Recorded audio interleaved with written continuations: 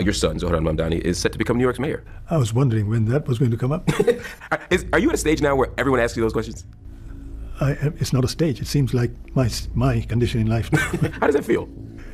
Well, he is my son, and he has done some amazing things. But he's there, and he can speak for himself. And I am very aware that I should not be presuming to speak for him. So with that in mind, I'm going to use your brilliant political lens to help me make sense of him like we would any other political figure. There's a lot of panic in some circles because of his rise. Why do you think that is? As they say, he came out of nowhere. And we say, what do you mean nowhere? We know exactly where he came out of. He came out of somewhere. But that somewhere is just not part of your lens. What is that somewhere? That somewhere is the part of the population, the part of the electorate which has been excluded from political processes. That somewhere is part of the world which has been looked at as of no significance. I mean, he came out of Africa. You know, he came out of Uganda. He spent his early teenage in South Africa. I mean, 8, 9, 10, 11, 12. At the time of the end of the anti-apartheid struggle, at a time when the moral compass was gauged by not just the anti-apartheid struggle, but by your solidarity with Vietnam.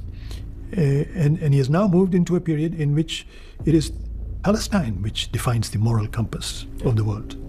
If he emerges out of Europe rather than Africa, do you think the response is any different? Of course. It would have been very different. It would have been taken as a continuation of the great migrations into the US. It would not have been taken as an uppity sort of move into something nobody expected, coming out of nowhere. I mean, that phrase says everything. In your book, Good Muslim, Bad Muslim, you examine how U.S. political culture constructs certain Muslims as threats and others as acceptable. Do you see Zohran's election as signaling a shift in how Muslim identity is understood in American public life, or are we still constrained by the good Muslim, bad Muslim binary? There's an overlap between the 9/11 legacy, which is very evident in the Islamophobia that was rampant through this election, and in the openness to diversity. After all, he did not hide the fact that he was a Muslim. He was very open about it. And he was able to win over even a significant section of the young Jewish community.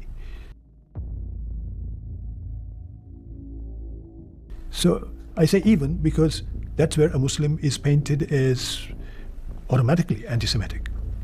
And he was able to overcome it.